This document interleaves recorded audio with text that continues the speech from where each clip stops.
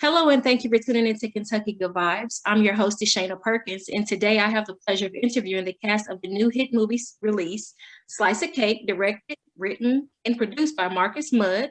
Let's meet the two main characters of the cast Slice of Cake members, Johnny Dancy and Dominic Goff. How are you all today?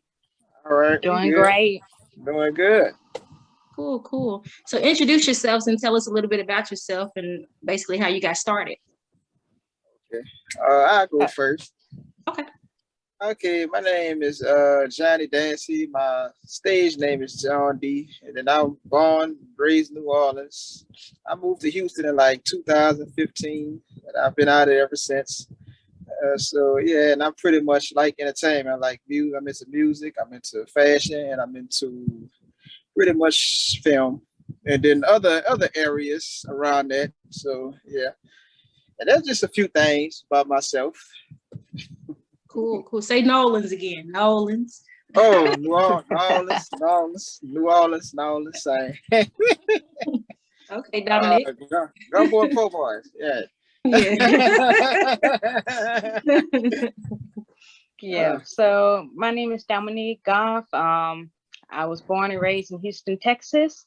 I got into filming basically from stunt acting first because of my martial arts background, parkour background.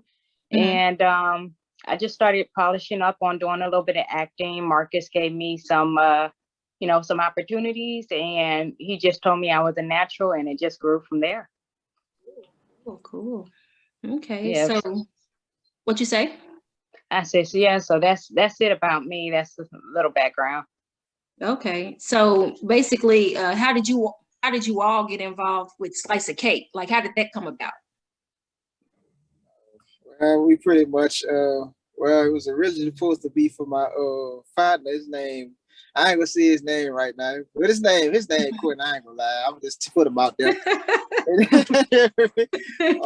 Yeah, I had kind of much well, he was gonna do it, and then next day, he said he was talking with Marcus and everything, and then he was telling him some information about me or whatever, and then I did an audition tape for him, and then Marcus said it was a go, and then like I kind of had like had little experience, and then I just like got out of Neil Hammer for like the acting course or whatever, and then and I was like pretty much learning on the job pretty much, and then shit, it's been a good experience, and still exploring, still learning,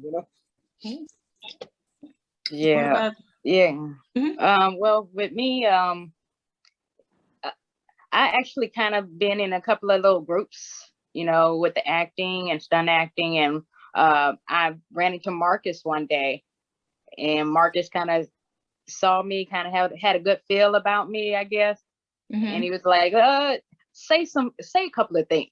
Let me see how you do, And he just put me right there on the spot and had me improvise. So I think it worked out.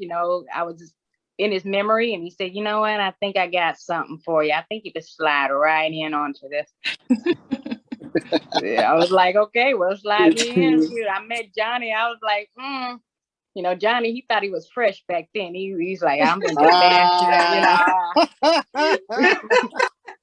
So I looked at Johnny. I was like, okay, I'm working with you. Okay, let me see if we can click. And we click right away. So that was real cool. Okay. So Marcus, how do you find your characters? Not mainly online. I do a little casting online for whatever project I have coming up, but several ways, various ways. It doesn't matter, just wherever you find talent at, you work with them. Okay, cool. So what made you start Slice of Cake? Like, what was the inspiration behind it? Slice of Cake, I wanted to be something that was accessible to the mind of most people. Like when people ask you, well, what's your demographic for this film, and what's the crowd you're trying to reach? And I can always say that it's a film that should reach most people in society, because everybody understands family, siblings, and the economy. So I just wanted to make it something that was basic, and that's it. Okay. So what can we expect before even watching the movie? Slice of Cake? Like if you had to describe it to someone or explain it. I would tell them to pay attention to the profound elements that are involved in the film, but you know, things that you haven't thought of, you will see in this film. And the guys and the girls, I'm sorry, the girls, the guys and the women, the ladies, really brought the story out, you know, made it live and made it happen. And I'm real proud of everybody that worked on this project, especially the main characters that you have on the podcast. And I have to get Maria Alana Sanchez on here one day because, man, she was a big help to the project in a lot of different ways. Speaking on the soundtrack and the scoring and everything, and she plays Mother May. So had a lot of fun with all the people. Okay, cool. So, Dominic, when did you realize acting was something that you loved or enjoyed doing? Well, acting, I guess it comes from my love of stunt acting, really. So, and as a little kid, don't tell nobody, but I had a really huge crush on Jet Li, okay? Everybody knows now. There we go. So, you know, Jet Li, I followed that. I followed Jackie Chan, and I was like, man, is there a badass girl that can be as cool as them, you know? And so that made me pursue stunt acting, which made me say, well, if I can be a fighter, that's cool, but I got to act too. So then that's kind of how I got into acting. I took a couple of acting classes. I hung around, built my network with people. And, you know, it's just really great, the community that kind of helped me out with being a better actress. Okay. And what about you, Johnny? As far as the acting goes, I somewhat into film from like when I was a little kid back in New Orleans. And then the first film that interested me was The Last Action Hero with Arnold Schwarzenegger. And then I had another movie that interested me called, it was Return of the Dragon with Bruce Lee. And then of course, you know, Def Comedy Jam, and then other stuff like House Party and stuff like that. And I saw how they correlated with like the lines and stuff like that, and how they act their roles out very well as far as like the structure goes and how it's supposed to be done, stuff like that. And then to say, as far as the film industry goes, as far as like good actors and that's pretty much it. I guess y'all too young to remember. Well, Marcus, you probably remember The Last Dragon. Oh, yeah, most Bruce Leroy. Yeah. You remember? He's the baddest mofo low down the road this time. Man, show enough. We show enough, remember. Yeah. Exactly. That was my favorite movie growing up. When he caught that bullet in his tooth, I was like, yeah. So okay. So let's see. What is the attraction between the two characters, Nathan and Tina? I see Nathan is caught off guard by Tina and her like maturity in certain situations. And then I'd say like Tina needed like a relationship change for like the better from the relationship she was in. So yeah. And then I feel that it is a well, you going to see the movie. I ain't gonna tell too much. Yeah. So Tina definitely comes off very mature in the relationship. And really, it was definitely unexpected for the character Nathan that Johnny played, where, you know, you kind of get some toxic family members. And, you know, there's always that toxic family member that's kind of doubting you, especially in areas of relationship, you know. So for Tina to show up and kind of flip everything on his head and make it seem like Nathan actually kind of may have a chance at you know, a good life, you know, a happy life that he's been hoping for. You know, it's a, you know, that's basically the relationship between the characters of Tina and Nathan. Okay. How do you feel about that, Johnny? Yeah, I feel it's about the same. So yeah, I see Nathan is pretty much living this life, and then, you know, like juggling different women until he meets a very one that could potentially be his wife. So, they could potentially have a future with instead of just like kind of like juggling around and stuff like that. Yeah, that's pretty much yeah, because it's always good. Like basically in life, if you say like if you're a player or whatever, and then you always want one person. Eventually, that's gonna pretty much be stopped out, and then you're gonna eventually like want somebody to settle down with, somebody to have kids with, somebody to have somebody you could build like a future with, and stuff like that. So that's my take on it. Okay. What about you, Marcus? Well, yeah, I'm kind of what Johnny was with it. Nathan, he's kind of haphazard when it comes to relationships until he meets Miss Tina. Miss Tina kind of sets him right, but he wasn't expecting it. So they kind of bond together. I mean, like Dominique said, then the other things come into play, like the family members that that are not really there with them in the mind frame with them. And it gives them a little challenge, and relationships has their challenges, and it really tests if the relationship is going to last and if it's real and whatnot. So, yeah, I mean, it's a good story. Okay. So outside of acting, can any of you relate to any of the characters or the movie in general in real life? Absolutely.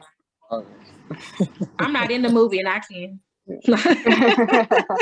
Yeah, exactly. Definitely, in real life, you go through what let's say high school up until whatever your age is now, trying to find the right partner to to support you, motivate you, and vice versa with them, because obviously you want to grow together. And usually either you're the immature one in the relationship and got to grow with the partner and mature, or you're the mature one in the relationship and you're trying to get the partner to become mature with you. But either way, it's still growth on both sides, whether it's maturity and emotional standpoint, psychological standpoint, financial standpoint. You're just trying to help your partner grow, and that's basically, I feel like, a lot of people's experience. Okay. So how does finance, money, and economy play a role in the relationship of the two characters, or does it? Yeah, it plays a role because it's for in order to be like to go like place like travel and stuff like that, you gotta have income for that first of all. Then you gotta be kind of like financially stable. You gotta have like that good connection. You gotta be mature enough. Well, you gotta be mature either way. So yeah, and then you just gotta let me put it like this. You gotta be on one accord. You gotta agree on everything in one standpoint. So yeah. Okay. Yeah. I'll just add that in the between the two characters, Nathan's character is uncertain with how his financial status is coming along. And on top of the stress of pressure from his family to try to do better with his life. Tina's character, she doesn't care what Nathan's financial standpoint is.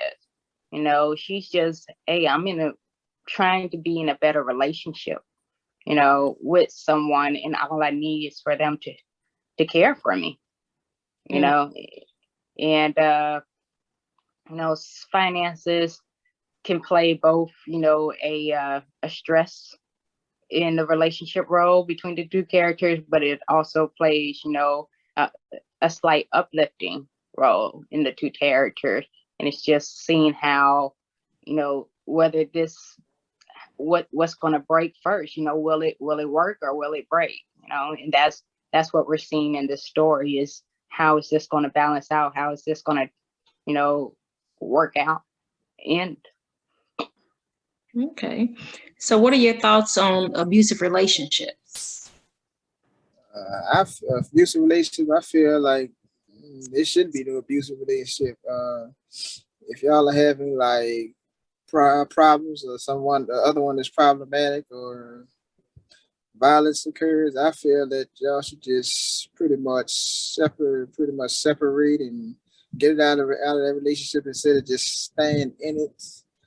Cause yeah, they're very bad for as far as like record wise, and then it could affect you like relation with anyone else, and then they don't know if you have changed, they don't know if you're still the same person or sorta. So yeah, I feel that if it comes to that point, a person should just leave the relationship altogether. Okay. Yeah. And to piggyback off of that, a lot of people, when you think about abusive relationship, the mind goes straight to physical. But abusive relationship comes in the form of psychological, verbal, and, mental abuse. And, a lot of people, they don't see those toxic behaviors and therefore don't recognize it.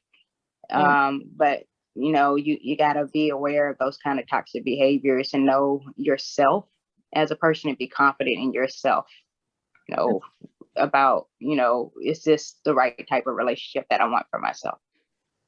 Mm-hmm. So how much does family play a part in your relationship? I see family plays a major role, because the family has to accept your partner. Like, well, I see, like you start off as friends, they gotta get to know them and stuff like that, and then that's vital signs, vital key points you have to pay attention to when you see, like, if you have like a friend or you're in between, y'all don't know, or if y'all are dating, and then you just have to a good family and strong family is very essential. Or do you feel that your family has to approve of your significant other, or do you just stay with that person if that person treats you right or whatever, but they always find something wrong with them or whatever? Or, you said in the beginning, we have toxic family members and they play a role in our lives. Do you feel that that you need to get their approval to stay with that person or be with that person? I say go with your heart. Go with your heart. That's what I say. Go with your instinct. Because like I said, they might have some good family members and they have some bad family members. And you have to know who is for you and who ain't for you. Right. And the thing is, based off the relationship between your spouse and your family, you also have to consider, at the end of the day, who got your back? Mm-hmm. Your spouse got your back, or does your family have your back? Mm-hmm. Your family, everybody know everybody family talk. They're gonna say something. They gonna have an opinion about it. But at the end of the day, you would hope that your family's really just trying to talk to you because they care about you and they want you to be successful. And you hope that your spouse will feel the same way, Sometimes. And I come from I come from a big family, Mm-hmm. And the only reason they'll talk about anybody is if you can't cook. My family's from Louisiana, so they know, hey, we're gonna feed you. You're gonna be in the kitchen. Either you like what I'm eating. If you don't like what I'm eating, you better get in the kitchen and cook for yourself. And if your food don't taste good, then honey, you probably shouldn't be with that man. They gonna be like, who made the macaroni? Exactly. No macaroni. You put some seasoning in that macaroni. That gotta have some flavor. It looks like I gotta leave the chair. Macaroni's not my thing, but I can cook everything else. Put a little black pepper, put a little cayenne pepper. Yeah. You want a little kick in there, I got a lot of favorites. Oh, okay. Yeah, I got too many to name. I got a couple portables when I come back out here. So I got some food though. I got a lot. He's prepared. He's prepared. Yeah. Okay. So do you feel that the relationship should involve people outside of the home, such as your mother, your father, your kids, etc., if they don't live in the home overall? I said a relationship just it need to be between you and whoever your spouse, whoever your partner is. I said that's what I say. Then it's good to involve them in like as far as like going out where I see like you want to take mom or take dad out, and well, you know, y'all just want to have like that time together where y'all get together, but you also need that time alone too. Well, you know, this is between the two people or whatever, and yeah, pretty much. Yeah. That's my take. Yeah, I I say so. mean, it's a lot when it comes to relationships about you and your spouse because y'all trying to grow together and mature together, live together, you know. I feel like you just go to your parents for advice, you know. Hey, mom, dad, you know, were you ever in this situation and how did y'all guys pull through it to stay together, you know? And you know, that just all depending on the relationship that, you know, you see or with your parents. Some people, they have divorced parents, you know, because, you know, that situation that they were in that you're probably in now, you know, they wish they could have done it differently, you know. So in my opinion, your parents are there for your advice. And honestly, you know, the parents that you will hope that, you know, they try to give you advice, you know, with good intentions. Doesn't always mean it's the right advice. Yeah. But, you know, with the best intention. And you just got to figure your way out because this world is so much different than the world our parents grew up in and the grandparents. So, you know, you're still trying to figure out your way, you know? But don't you feel that sometimes in relationships, like when you get advice from your parents or whatever, like they'll base their experience with and try to like make it seem like this. Yeah, it's like they'll compare and then try to put their experience on you. Exactly. But that's the thing. That's all they have to fall back on is their experience. And, you know, their experience, they feel like that was the right experience for them. And of course, automatically, your mind goes to, then this must be the right experience. This must be the right advice for my kid, you know, but every parent should be, you know, this was the right advice for me, the right experience for me based off of my situation, what I had at the time. I can give you this advice, but whatever you do, make sure you're accommodating to your situation and your experience.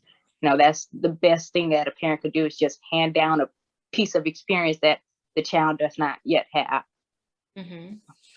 So what is you all's ultimate goal? Marcus, starting with you. My ultimate goal is to get the films out that I've already started and to make sure they get to market, make sure that people benefit from the hard work that they put into those films who all that have worked with me.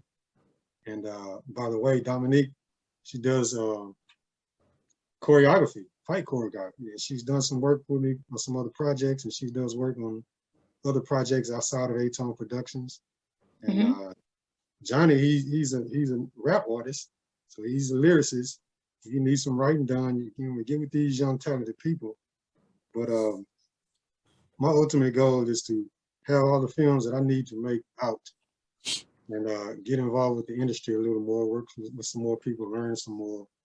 You know, it is what it is.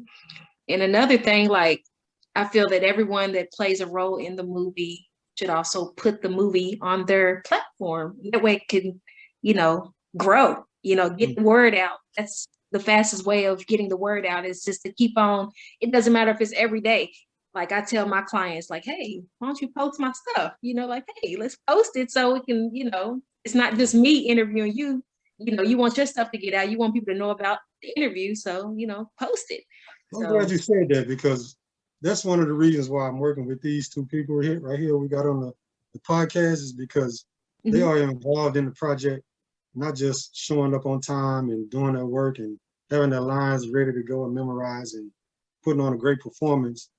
But also, aside from that, they understand that there is another side of that and that they have to be involved in that side in order for the project to have success, like you said. A lot of people out here, they don't understand that. Let me go ahead and say it. And then they wonder why they don't get cash for this and they have trouble with that. is because they're not involved, and the director may see that, the producer may recognize that. And nowadays it's not about, hey, I just want to show up and look nice and put some powder on my face and let me say my lines. Nowadays you got influencers that are out beating talented people because the influencers are, you know, they're doing things that the director and the producer sees as valuable to the overall project. You know what I mean? So it's very nice to work with people like we have on the podcast today. And I look forward to doing more with them. Yeah, support is number one key. Absolutely.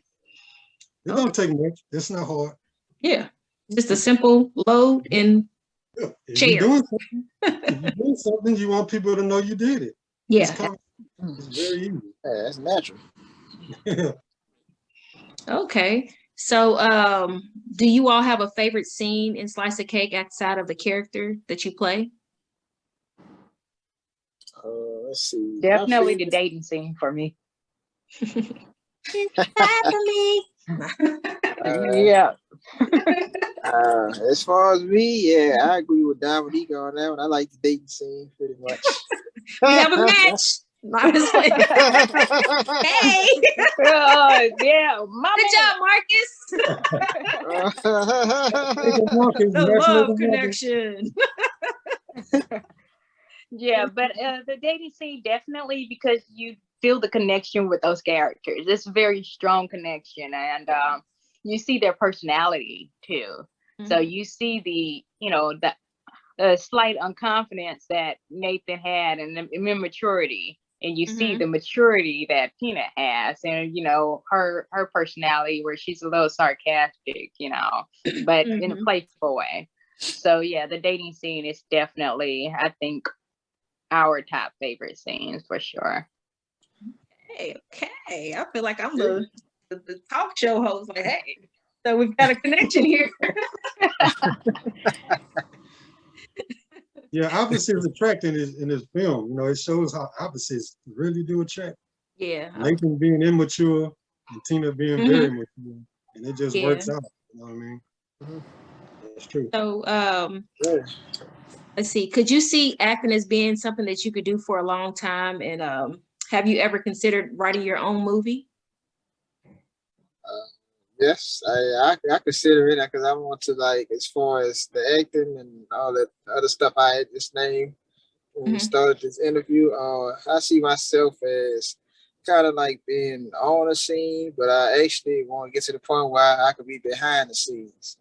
So I pretty much I want to like alternate the two, but eventually move behind the scenes.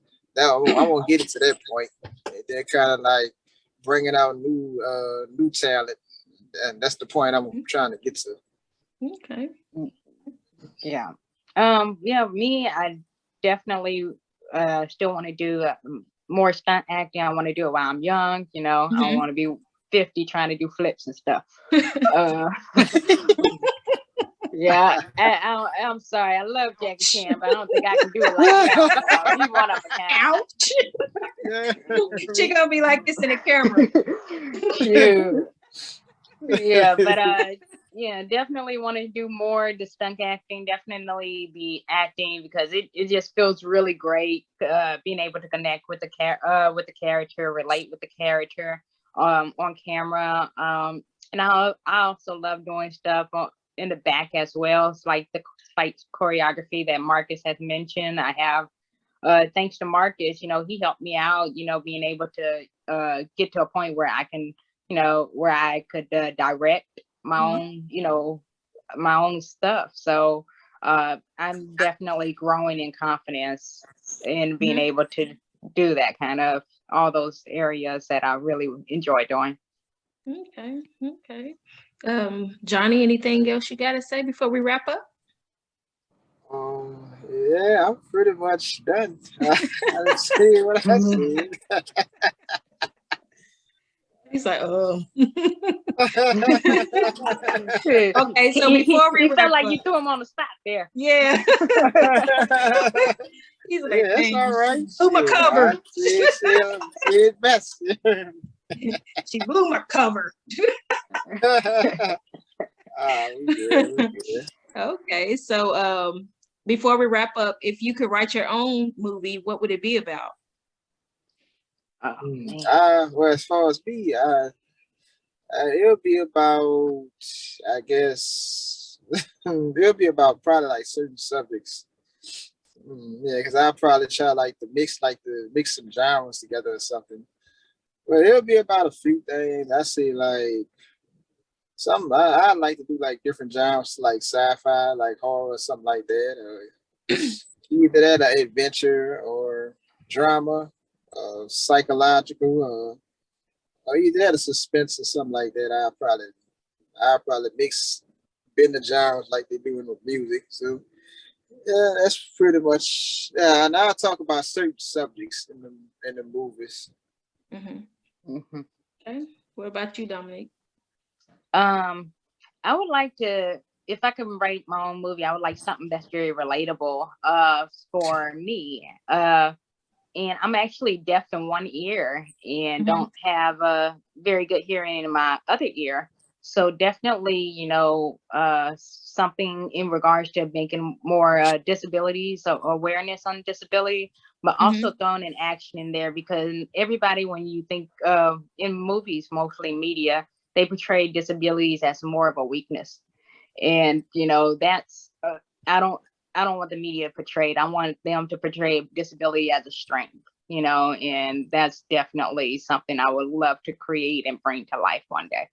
Okay. Okay. Well, speak it into existence. It's gonna happen. It's gonna happen. What about you, Marcus? Any more new movies coming up after Slice of Cake or anything like Don't that? get me started, He got please. like 11 movies in his head right now. Problem, I need help. I need help. Yeah. So next, we got the Hoodlum of the Opera, and we got the Capital anthology, starting with Stress Kills and Cold Turkey and Love is a Business, all put together as a little anthology. And yeah, that's we're just gonna talk about what's next. I got something for Johnny. Johnny got a, I don't know if we're gonna do a Slice of Cake sequel, but Johnny already has a project in development already for Okay. And of course, we're gonna work with Dominique always. So yeah, I mean, don't ask me that, because I'm in trouble now because I got too much going on. Okay. Okay. Well, once again, thank you all for interviewing here with me at Kentucky Good Vibes, and I look forward to following up with you all in the near future. And you all be blessed, be safe out here.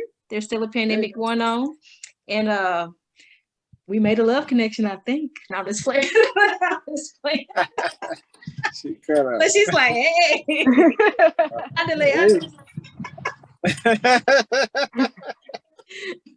Okay, well, thank you all so much for interviewing with me. Thank you for interviewing Thank us. you. I greatly appreciate it. Okay, I see you all appreciate later. it. Okay, All bye-bye. right. Bye. All right. All right. Have a good one.